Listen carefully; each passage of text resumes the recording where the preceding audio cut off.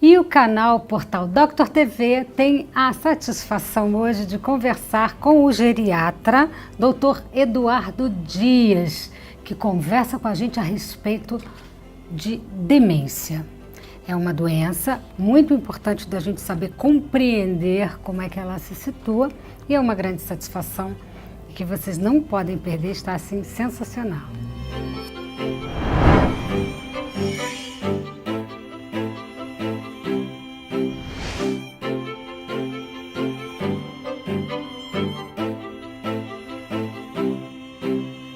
Doutor Eduardo Dias, obrigada pela sua participação aqui no nosso canal.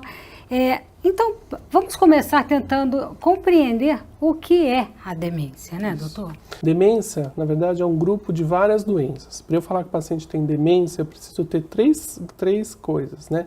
Primeiro, o paciente tem que ter uma alteração de memória, né? Depois disso, ele tem que ter um comprometimento funcional, então ele tem que ter perdido uma das capacidades das atividades de vida diária, por exemplo, comer sozinho, se vestir sozinho, fazer higiene sozinho, fazer a transferência, como por exemplo sair da cama, ir para um sofá, né?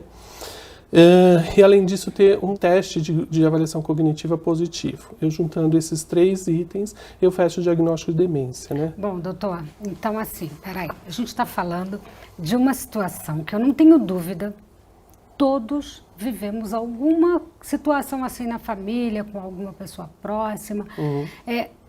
Tem várias doenças que estão relacionadas à demência, então? Isso, existem várias doenças que são chamadas síndromes demenciais, né? Dentre elas, a principal é a doença de Alzheimer, né? Que é muito caracterizada pela perda de memória e a perda funcional. Existem outras demências que o paciente até tem perda de memória, mas isso não é muito evidente. Então, por exemplo, eu posso falar demência de corpúsculo de Lewy. É uma demência que o paciente tem alteração de memória, mas ele tem muito mais alteração motora, né? Então ele tem dificuldade para andar, ele começa a cair demais e ele tem uma alteração comportamental. Ele pode ter alucinações, pode ter delírios, né? Ou então uma outra demência, que é a demência frontotemporal, que o paciente tem uma alteração comportamental muito importante. O paciente começa a ter desinibição, ou seja, ele começa a falar coisas inapropriadas em lugares inapropriados que ele não falava anteriormente, né? Ou ter comportamentos inapropriados que socialmente não são aceitos, né? E existem outros tipos de demência, esses talvez sejam os principais, mas ainda hoje a principal e a que mais comum no mundo inteiro é a demência de Alzheimer, é a doença de Alzheimer. E essa doença é uma doença que é mais comum nas pessoas mais idosas? Isso, ela é mais comum nas pessoas mais idosas, acima de 60 anos, mas eventualmente pode acontecer nos mais jovens também. Mas não é uma doença específica do idoso. A gente vai ver, quanto mais a população vai envelhecendo, mais frequente a gente vai ver a demência de Alzheimer. Bom, doutor, uma doença que eu tenho certeza que todo mundo deve estar se perguntando, que é e Parkinson.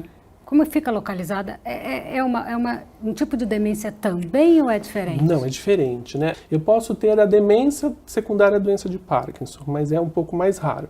A doença de Parkinson é uma doença basicamente motora. Então o paciente vai ter o quê? Vai ter tremor, né? Que a gente vê habitualmente os pacientes tremendo, né? A bradicinesia, que é a dificuldade de fazer os movimentos, né? Então o paciente é mais lento para fazer os movimentos, e a instabilidade postural. O paciente tem dificuldade de se manter às vezes andando, ou, né, de começar o movimento, né? Então isso é muito comum. Então o Parkinson tem mais alteração motora. A demência, ela tem alteração cognitiva, geralmente alteração de memória. Então são doenças diferentes que eventualmente pode acontecer junto, tá? Doutor, isso acontece muito, até porque a gente hoje vive o senhor que é geriatra sabe disso, né? O nosso país está envelhecendo cada vez mais e a gente vai ter um número de casos cada vez progressivamente maior. Como uma família pode começar a identificar um parente ou uma pessoa da família com a demência? Não é fácil, porque muitas pessoas ainda acreditam que o processo da demência está ligado ao envelhecimento, que é o fato de você envelhecer, você vai ficar demente. Ao contrário, isso não é fato, né? A primeira coisa que a gente vai ver no paciente é uma alteração comportamental. Ele começa a esquecer as coisas, né? E ele começa a ficar muito repetitivo. Perguntar, às vezes, a mesma coisa várias vezes ao longo do dia, né? O paciente começa, coisas que ele sempre fez muito bem na vida, por exemplo, cozinhar, né? Ou, por exemplo, fazer um conserto de alguma coisa, ele fazia muito bem, sair de casa, né?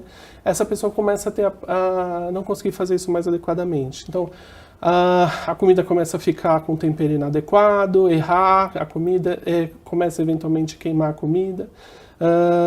A pessoa pode se perder fora de casa, em lugares até que antes eram muito habituais para ela, às vezes na vizinhança da casa mesmo, né? E a pessoa pode começar a ter dificuldade de reconhecer o lugar que ela está, ou, por exemplo, às vezes até objetos. Então, uma coisa que é muito comum, às vezes, um paciente com demência, ele começa a guardar uma coisa que guardava na geladeira, ele começa a guardar no armário. Ou, às vezes, ele guarda uma coisa... Que difícil. Ou, às vezes, ele guarda uma coisa e esquece onde guardou, né? Isso é muito comum. E aí, uma coisa que a gente vê muito no consultório é o paciente que, por exemplo, guarda o dinheiro, depois esquece onde guardou, e aí ele vai falando que foi roubado, né? Então, isso é muito comum de acontecer também. Ele tem consciência dessa dificuldade? Ele consegue ter essa autoavaliação?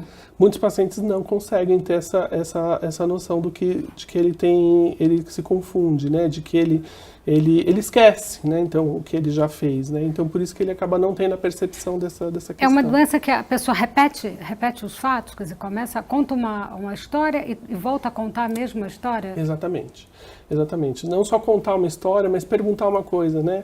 É uma coisa que é muito comum os pacientes falarem assim, por exemplo, o agendamento do dia da consulta, né? Ela pergunta, às vezes, várias vezes no mesmo dia, quando é minha consulta? Então, a mãe fala para a filha, e a filha fala, não, é hoje à tarde.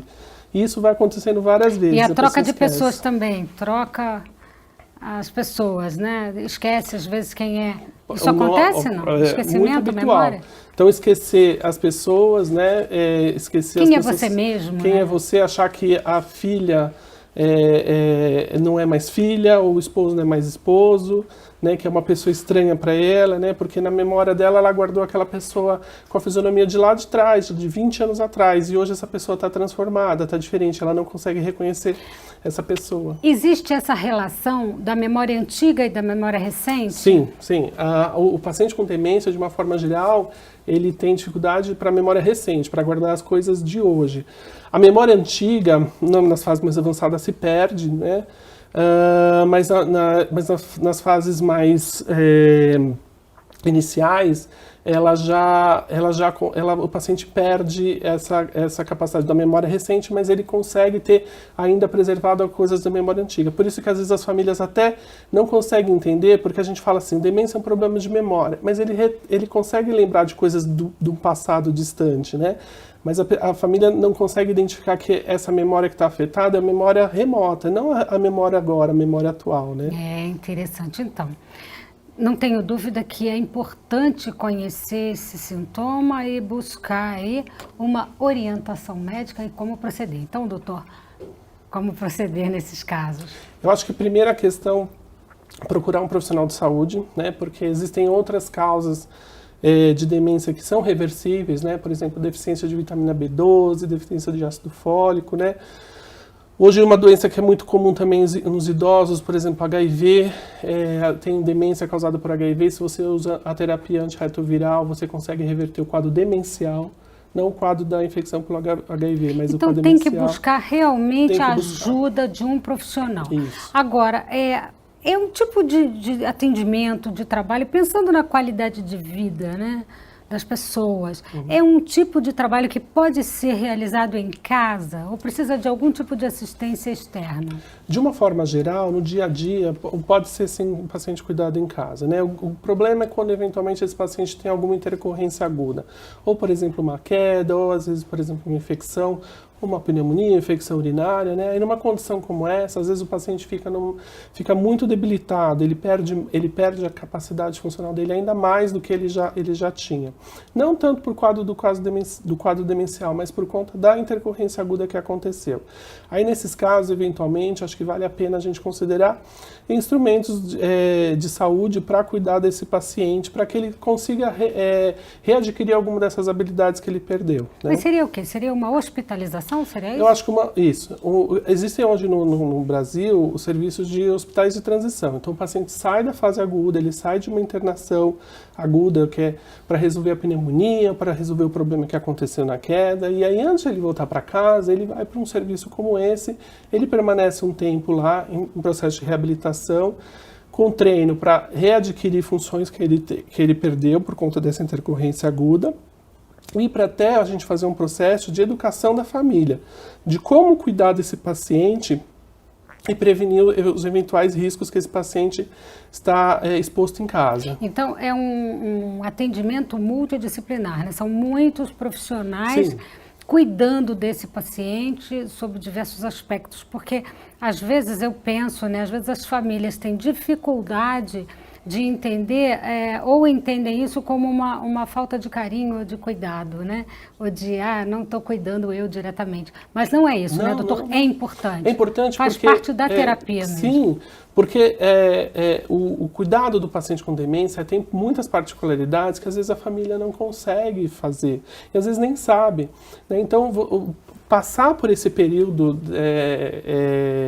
de internação para uma reorientação, uma readequação e para a família conseguir lidar com essas dificuldades que o paciente vai ter ao longo da evolução da doença, é até educativo para a família. Sim. E com isso a gente previne novos agravos, previne que esse paciente vá reinternar a curto e a médio prazo por uma nova intercorrência, né? Quer dizer, é sem dúvida nenhuma qualidade de vida. Olha, tem muita novidade hoje, eu não tenho dúvida que assim a gente pode encontrar diversas alternativas de solução para ajudar vocês numa situação que eu tenho certeza que hoje está presente em muitas famílias, né? Então, doutor, pois eu não tenho dúvida que realmente é muito importante esse tema, que todas as pessoas de casa vão escrever aí suas dúvidas para a gente vai encaminhar para o doutor, tá? É importante a sua participação para a elucidação, para o melhor entendimento a respeito desse assunto. Obrigada, doutor, mais uma vez aqui pela sua participação aqui.